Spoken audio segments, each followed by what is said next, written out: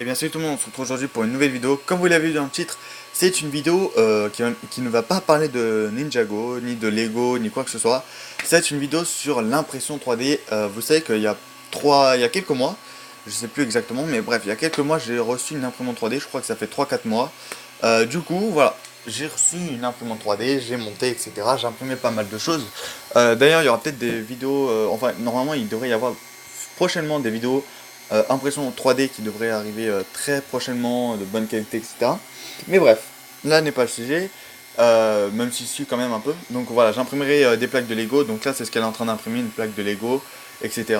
Parce que pour l'instant je sais pas trop quoi imprimer, mais du coup voilà, des fois elle se repose, en ce moment elle se repose beaucoup, voilà, j'allume tous les 2 3 jours pour, euh, pour la laisser, pour qu'elle travaille, etc. Mais bref, alors du coup, je vais vous raconter tous les problèmes que j'ai eu avec, etc. Voilà, je vais vous raconter tout ça en détail. Donc, premièrement, l'imprimante a marché super bien.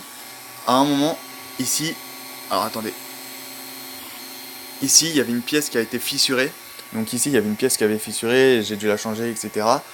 Et du coup, bah, je compte la changer très prochainement. Là, ici, on a, comme vous voyez, un petit trou. Donc normalement, il n'est pas censé être là. Donc j'ai peur que ça se casse par la suite, mais bon, c'est pas très grave. J'ai des pièces de rechange pour changer cette partie-là.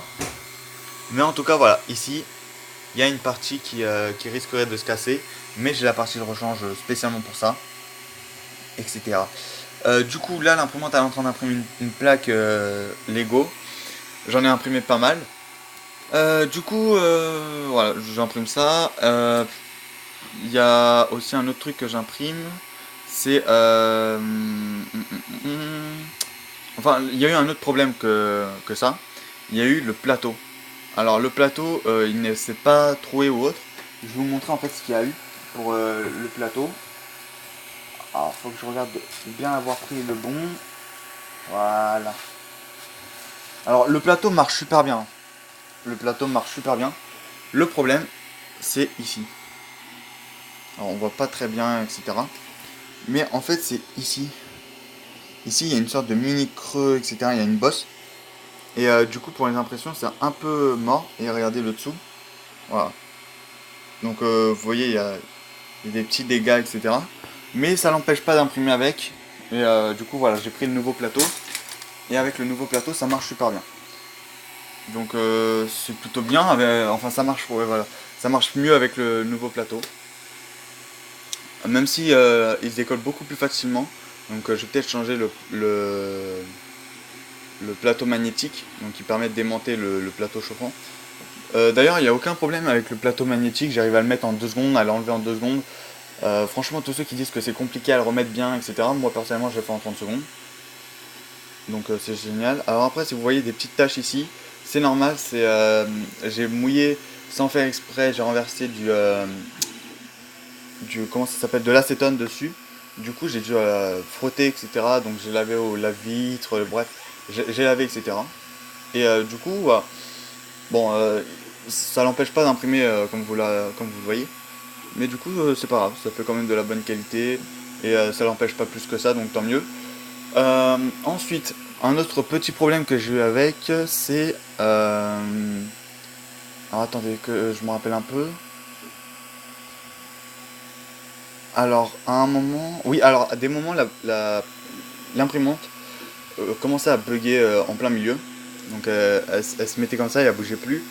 Alors, je pense que c'était de la surchauffe, donc du coup, à chaque fois, je la mettais en auto-home et je la laissais reposer pendant 2 3 heures et après, je la laissais rebosser, etc. Mais bon, le problème, c'est que l'imprimante, je la laissais reposer, à ce moment-là, je la laissais reposer énormément. Donc en vrai, je sais pas qu'est-ce qui s'était passé dans l'imprimante, etc. Ensuite, j'ai eu un autre problème avec l'imprimante, c'est la carte SIM qui a, qui a grillé. Donc du coup, j'ai dû la jeter, etc. Donc c'est la carte SIM qui permet d'imprimer. Et là, par exemple, si je la retire, l'imprimante ne sera pas capable de faire le modèle qui est dessus. Et du coup, elle a grillé, etc. Donc normalement, c'est pas censé griller ni quoi que ce soit. Elle a grillé, etc. Au début, j'ai cru que c'était l'imprimante qui avait bugué, mais non, finalement, c'était juste parce qu'elle avait grillé. Elle avait surchauffé, un truc du genre. Mais du coup, voilà, c'est pas très grave. J'en ai 2 autres de rechange. plus celle-là, ça fait 3. Et du coup, voilà. Mais même si celle-là, elle est moins puissante, ça fait quand même l'affaire. Il y a aussi un autre truc que j'ai dû changer sur l'imprimante, c'est le petit caoutchouc noir. J'ai dû changer parce que l'autre était devenu beaucoup trop collant. Donc du coup j'ai repris celui de la ancienne Under 3 et la ancienne Under 3 Pro. Et du coup voilà, j'ai mis temporairement, etc. Donc là bientôt normalement je devrais commander du caoutchouc noir, voilà, pour l'imprimante 3D. J'ai essayé d'imprimer sans, donc ça marche super bien sans. Mais le problème c'est que c'est très déconseillé parce que ça vous fait plein de petites taches dedans, etc. C'est très chiant et très moche. Et maintenant en fait je comprenais mieux pourquoi on met un caoutchouc, etc. Donc voilà. Aussi j'ai eu un petit problème avec le filament. Donc des fois le filament il restait en haut de plus de 2-3 jours, 4 jours ou un truc du genre. Mais j'imprimais toujours avec, hein. Donc là je parle au moment où j'imprimais tout le temps. Donc au moment où j'imprimais tout le temps, l'imprimante, du coup le filament en fait je le laissais là pendant 3-4 jours, etc. etc. Et ce qui se passe c'est que le filament se fragilise avec le temps. Donc du coup il se casse plus facilement, bref il y a plus d'embrouille avec. Mais c'est pas plus un problème que ça. Et après moi personnellement je le mets dans une boîte avec le filament, enfin avec le sachet anti-humidité. Et j'attends 2-3 semaines et puis après il y a plus de problème de cela, etc. Donc ça m'est arrivé 2-3 fois, mais bon c'est quand même 2-3 fois. Ensuite l'imprimante elle est pas très bruyante je trouve, elle est quand même assez silencieuse. Je l'entends pas, hein, donc voilà, je dors là-bas, voilà le petit setup, bonjour. Donc là moi je dors là-bas et l'imprimante travaille ici et je ne l'entends pas la nuit ni quoi que ce soit. Donc c'est plutôt génial. Voilà. C'est pas trop un problème, etc. La buse, je l'ai lavée 2-3 fois parce que elle devenait dans un état comme ça. Vous voyez, elle est un peu sale et du coup en fait je l'enlève. Donc il faut la faire chauffer à 260. Je l'ai enlevé et je l'ai mis à chauffer. Enfin je l'ai mis dans de l'acétone et pendant 12 heures. Des fois je la mettais pendant 24 heures parce que je l'oubliais. Mais c'est pas trop un problème. Au contraire, si vous la laissez plus, c'est pas c'est pas très grave. Moi j'avais réussi à l'enlever, le filament qui était dedans. Donc le petit fond comme ça de filament qui restait dedans. On arrive super bien à l'enlever et c'est génial. Ça glisse tout seul quoi tout simplement. Donc je trouve ça bien. Et franchement c'est une bonne qualité quand même. Après les impressions sont de bonne qualité aussi, donc j'ai rien à dire. Je vais vous montrer quelques petites, voilà, je vais vous montrer quelques petites qualités d'impression. Donc voilà, ça c'est tout ce que j'ai imprimé en Lego, enfin tout ce que j'ai imprimé avec cette imprimante, vu que j'en ai qu'une seule. Voilà. Donc franchement, voilà. Après c'est de la bonne qualité, etc. Je trouve, hein. En hors bronze elle est bien, en vert elle est bien. Donc franchement c'est super bien. Il n'y a rien à dire dessus. Donc oui, ça c'est une grosse caisse de Lego qui me servira pour les stop motion, etc. Mais bref, on n'est pas là pour parler de ça. Du coup, cette imprimante elle est plutôt bien, moi je trouve. J'ai pas eu besoin de changer plein de choses. J'ai même pas eu de problème de filament. Enfin, j'ai pas eu de problème avec la buse ni avec les hélices. J'ai pas eu beaucoup de problèmes avec ça. J'ai même pas eu du tout de problème avec ça. À part si juste une fois, il n'y a pas si longtemps, j'ai eu j'ai eu de la poussière qui était enroulée dans le filament. Enfin, pas dans le filament, dans le ventilo. Du coup, j'ai dû le retirer. Donc, j'ai dû dévisser cette partie-là, retirer cette partie ici et enlever toute la poussière. Donc, j'ai fait avec un coton-tige et un chiffon, ça marche super bien. Ensuite, personnellement, pour tout ce qui est du reste, alors ici, il y en a beaucoup qui disaient qu'il fallait mettre le bloqué pour éviter que ça gêne. Moi, personnellement, ça m'a pour l'instant pas gêné du tout. Pour l'instant, cette partie-là ne me gêne pas. Voilà, pour l'instant, vous voyez, le câble, il est très très bas et franchement, il n'y a aucun problème pour l'instant avec. Donc, tant mieux. Ensuite, comme je vous l'ai dit, la qualité, c'est plutôt bien, etc. Il y a quoi d'autre aussi que je voulais vous dire? Je crois que c'est tout. Je crois qu'on a vite fait le tour en fait. Après, il y a cette partie-là aussi qu'il faut très bien surveiller. Cette partie-là, parce que des fois, euh, là par exemple, vous voyez, là il y a trop de petits trucs blancs. Alors attendez, ça se voit pas très bien. Alors attendez, je fais un petit focus. Voilà, vous voyez, là il y a des petits trucs blancs. Et ça, c'est très important de les enlever. Alors, faut le faire 2-3 fois par semaine, un truc du genre. Si vous imprimez tous les jours, faut le faire 4-5 fois par semaine.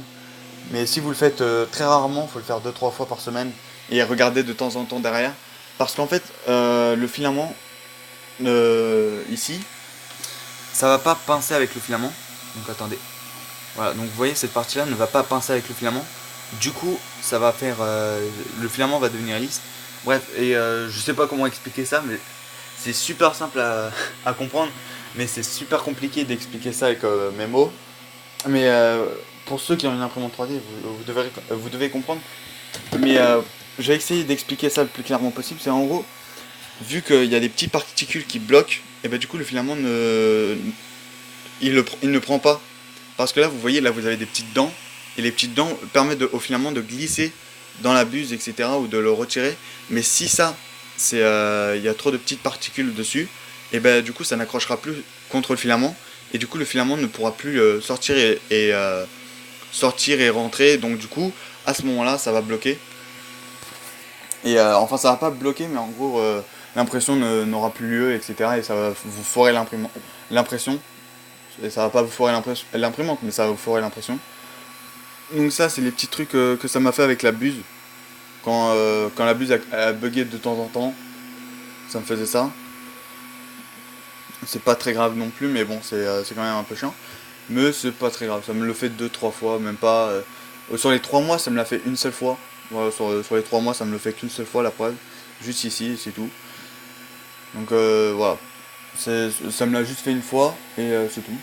Mais sinon, dans l'ensemble, elle est plutôt pas mal, pas trop bruyante. J'ai même pas rajouté de pièces silencieuses ou autres. Parce que de une, j'ai entendu des gens qui disaient qu'on perdait de la qualité si on mettait les pièces pour éviter que ça fasse du bruit. Et deuxièmement, j'ai pas voulu en mettre parce que personnellement, je la trouve pas si bruyante que ça. Je la trouve plutôt silencieuse. Voilà. Après, elle est quand même bruyante. Sur une échelle de 1 à 10, là, je pense qu'elle est bruyante sur 4 ou 5, mais pas au-delà. Il y a beaucoup d'imprimantes qui sont sur 7 ou 8, mais personnellement, moi je la noterais sur 4 sur 5. Parce que personnellement, elle est pas trop bruyante, je trouve. Elle est plutôt silencieuse, bien. Franchement, il n'y a rien à dire dessus. Mais du coup, voilà. Personnellement, c'est mon avis. Ça fait 2-3 mois que je l'ai, enfin 3-4 mois, je veux dire, que je l'ai, et pour l'instant, je n'ai aucun problème. Je suis super content, et voilà. Dites-moi si ça vous plaît. Dites-moi aussi dans les commentaires si vous voulez plus de vidéos sur les imprimantes 3D.